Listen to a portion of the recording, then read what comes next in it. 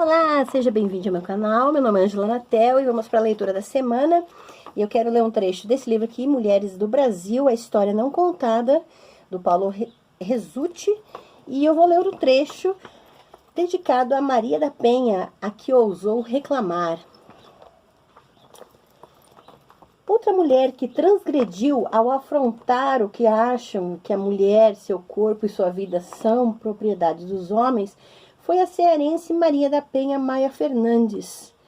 Antes dela, a legítima defesa da honra, que praticamente remetia ao Código Filipino, que regia os territórios portugueses na época colonial e posterior, até as novas leis do Império Brasileiro, ainda era usada para o caso de agressões e morte das mulheres por homens.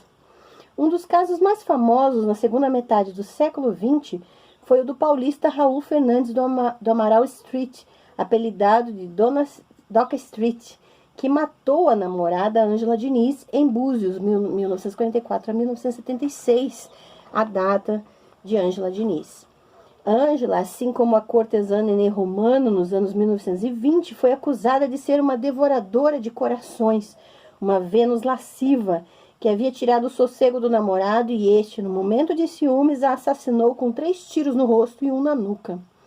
Segundo o advogado de defesa, Evandro Lins e Silva, na sua fala diante do júri, a mulher fatal, esse é o exemplo dado para o homem se desesperar, para o homem ser levado às vezes à prática de atos em que ele não é idêntico a si mesmo, age contra a sua própria natureza. Senhores jurados, a mulher fatal encanta, seduz, domina, como foi o caso de Raul Fernando do Amaral Street. Por mais absurdo que possa parecer hoje, havia pessoas em Cabo Frio, onde o caso foi julgado, que apoiavam o assassino com gritos e cartazes de "Doca, Cabo Frio está com você", como se fosse a coisa mais natural do mundo matar por ciúmes. Doca Street saiu livre do primeiro julgamento, no qual foi condenado a 2 anos de prisão com suspensão condicional da pena. Mas não escapou de um segundo, já que o primeiro acabou sendo anulado, e em 1981 Street foi novamente a júri, dessa vez em outro contexto e com mobilização de movimentos feministas que não aceitariam mais a argumentação de legítima defesa da honra, além de crime passional, para justificar o assassinato de mulheres. Se os defensores tentaram justificar o assassinato cometido por seus clientes dizendo que eles o fizeram por amor, a sociedade passou a responder que quem ama não mata. No novo julgamento, Doca Street foi sentenciado a 15 anos de prisão. Em 2015, foi sancionada a lei do feminicídio, resultado da CPI mista da violência contra a mulher, que funcionou entre 2012 e 2013. A então presidente Dilma Rousseff, durante o seu discurso na cerimônia de promulgação da lei, afirmou: "Em briga de marido e mulher, nós achamos que se mete a colher sim, principalmente se resultar em assassinato. Meter a colher nesse caso não é invadir a privacidade, é garantir padrões morais, éticos e democráticos." Mas antes dessa lei, houve outra, motivada pela ânsia de justiça de Maria da Penha, que durante 19 anos e 6 meses não descansou até colocar seu ex-marido na prisão. Maria da Penha foi uma das primeiras mulheres a denunciar publicamente os maus tratos que sofreu do marido. Antes dela, a mulher podia ter ou não sorte em acabar se casando com alguém excessivamente possessivo, ciumento ou simplesmente de gênio ruim, o que muitas esposas tinham que aguentar caladas e aceitar como um dogma. Nascida em Fortaleza, no Ceará, em 1945, em 1966 entrou como primeira da turma na Faculdade de Farmácia e Bioquímica da Universidade Federal do Ceará. Seu primeiro casamento, aos 19 anos, não deu certo. O marido era ciumento e machista e ela queria evoluir na carreira que havia escolhido. Separou-se dele e, fazendo mestrado na Universidade de São Paulo, conheceu o economista colombiano Marco Antônio Heredia Viveros, com quem teve 4 filhas. Após a naturalização de Marco por ter casado com brasileira, trabalhar aqui e ter filhos no país, Maria da Penha afirma que ele mostrou a verdadeira face.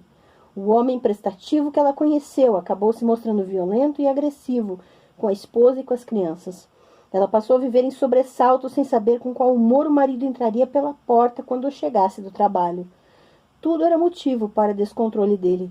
Uma das filhas fazer xixi no lugar errado, o fato de a outra chupar o dedo, ou até mesmo a comida era um motivo de algum ato violento por parte de Marco.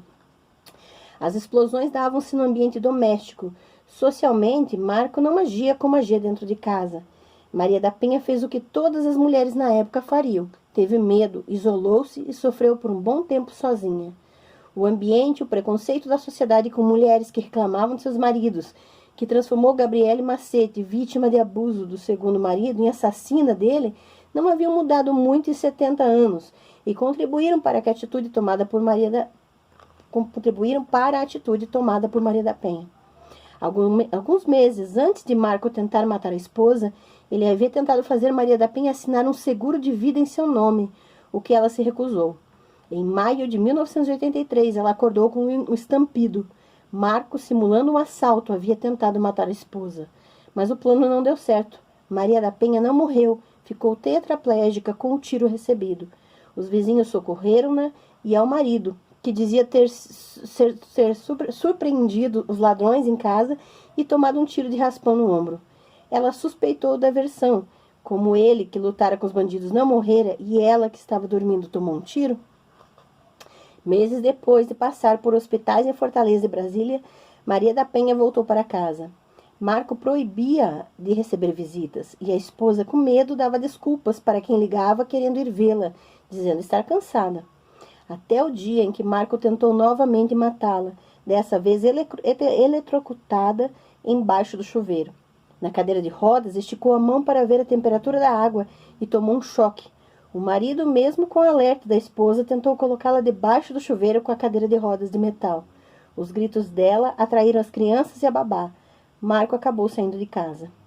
Após o primeiro depoimento de Maria da Penha para a polícia de Fortaleza, em 1984, Marco passou a ser suspeito de ter forjado o assalto em sua casa para matar a esposa.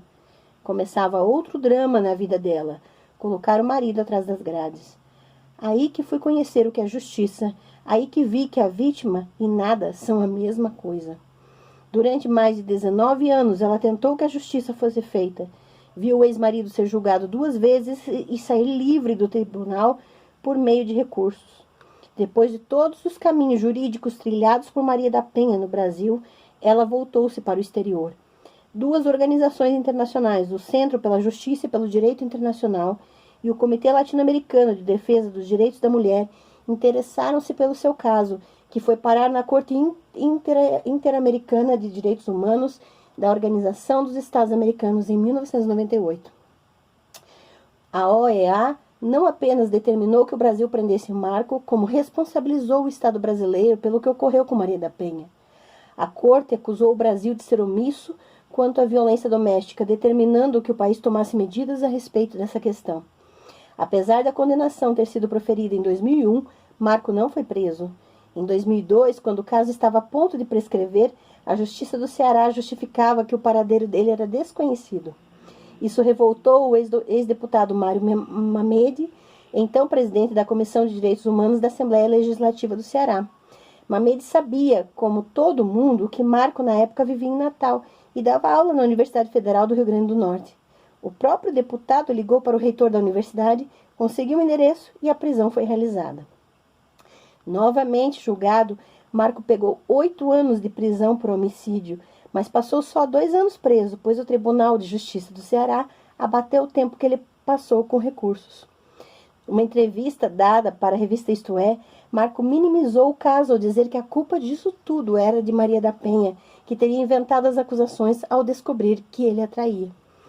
5 anos após o parecer final da Corte de Justiça da OEA, o Congresso Nacional aprovou, em 7 de agosto de 2006, a Lei nº 11.340, apelidada de Lei Maria da Penha, pelo presidente Lula quando ele a sancionou. Na época, a lei foi considerada pela ONU uma das mais completas contra os casos de violência doméstica. A lei inovou em diversos pontos, como na ampliação do conceito de violência doméstica, que passou a não ser apenas de natureza física e sexual, mas também moral e psicológica. As penas foram elevadas e foram estabelecidos instrumentos jurídicos para a retirada de mulheres agredidas de seus lares, sem que essas perdessem com isso a guarda dos filhos, além de garantir o afastamento do agressor. Uma infraestrutura de atendimento foi criada no âmbito nacional. Em São Paulo, desde 1986, já havia uma delegacia da mulher, Instituições congêneres permanentes foram criadas em outros estados. Maria da Penha tornou-se um símbolo da luta contra a violência à mulher e até hoje luta para a criação de novas delegacias da mulher permanentes e com pessoal qualificado. E a sua luta é árdua. Em 2016, durante um debate sobre feminismo numa instituição de ensino em São Paulo, onde eu ouvi mais do que falei, lembro-me de uma delegada tomar a palavra na plateia. Ela contou sobre sua luta e a de algumas colegas em não prejulgar as mulheres que se dirigem à delegacia em busca de auxílio. O machismo reproduzido pela mulher existe e elas também lutam com o famoso "mas o que será que ela fez para merecer isso?" Segundo a própria Maria da Penha, o agressor doméstico geralmente não é um bandido ou uma pessoa má. Geralmente é agressivo porque aprendeu, dentro de casa ou em seu ambiente, a repetir a violência como um padrão comportamental. Por isso tem que ser reeducado. A lei prevê um sistema de atendimento ao agressor no qual ele aprenda a respeitar a mulher. A certeza de que o homem será punido ajuda. Ainda, segundo Maria da Penha, existe comprovação de comunidades em que, quando prenderam o primeiro homem flagrante, os outros homens pararam de bater nas mulheres. Geralmente, a busca da mulher por uma delegacia ocorre após o segundo caso de violência, quando a vítima consegue quebrar o círculo vicioso, agressão, pedido de desculpas pelo agressor, lua de mel e nova agressão. Segundo o relatório público pelo Fórum Brasileiro de Segurança Pública em março de 2017, intitulado Visível e Invisível, a vitimização de mulheres no Brasil, na maioria dos casos de agressão a mulheres, 52% não tomam atitudes. O número muda no caso de lesões provocadas por facas ou armas de fogo, subindo para 47% o número de denúncias no caso da primeira e 48% no caso da segunda. Nesse caso, as mulheres entrevistadas teriam recorrido ao sistema de segurança como delegacias comuns, Delegacia da Mulher, Polícia Militar, 190 ou 180, Central de Atendimento à Mulher. Entretanto, apesar das leis, em 2013 o Brasil apresentava a taxa de 4,8 mulheres assassinadas por 100 mil, o que o colocava, segundo os índices da Organização Mundial de Saúde, na 5ª posição internacional em casos de feminicídio, que é quando o que leva a mulher à morte é o seu gênero e não a criminalidade em geral. O Brasil fica somente atrás de El Salvador, Colômbia, Guatemala e Rússia. O índice da época em que Maria da Penha quase foi morta pelo marido era de cerca de 2,3 mulheres assassinadas para cada 100 mil. Segundo o mapa da violência 2015, o homicídio de mulheres no Brasil, de 1983 até 2013, 106.093 mulheres foram mortas por feminicídio no Brasil. Esse estudo também revelou que 50,3% das mortes violentas de mulheres são realizadas por familiares e 33,2% por companheiros ou ex-parceiros. Veja, esse vídeo ficou um pouco longo porque eu fiz questão de ler o trecho inteiro relacionado a Maria da Penha, que é algo importantíssimo que precisa ser lembrado. Feminicídio, violência contra a mulher, violência doméstica é crime. Existe lei para isso, existe delegacia. Não espere a segunda agressão. Vá e denuncie, ligue, peça ajuda. Há muitos canais que você pode pedir ajuda. E se você não sabe, eu vou deixar na descrição desse vídeo especificamente alguns desses canais. E procure ajuda. Se você percebeu a violência doméstica em alguém perto de você, não se reprima, não se segure. É nossa responsabilidade zelar pela vida um do outro. Porque quando não há quem nos proteja, nós precisamos nos levantarem para proteger-nos uns aos outros, em defesa uns dos outros, daqueles que são vulneráveis. E independente da sua fé, independente da sua crença, todas as religiões zelam pelo valor do ser humano e por aquilo que ele representa. Então, ainda que você seja um religioso, principalmente isso, é justificativa para que você se levante em defesa do seu próximo. Então, aqui fica a dica da leitura da semana e principalmente um alerta de que violência que não é só física, existe violência, abuso psicológico, abuso financeiro, né? Que é a retenção, quando um homem segura os bens e não deixa a mulher participar da economia do lar. Então é importante que a gente se levante contra todo tipo de violência e assuma responsabilidade na sociedade. Liberdade é responsabilidade. Está na hora da gente já ter, né? Boa semana para vocês e até a próxima, pessoal.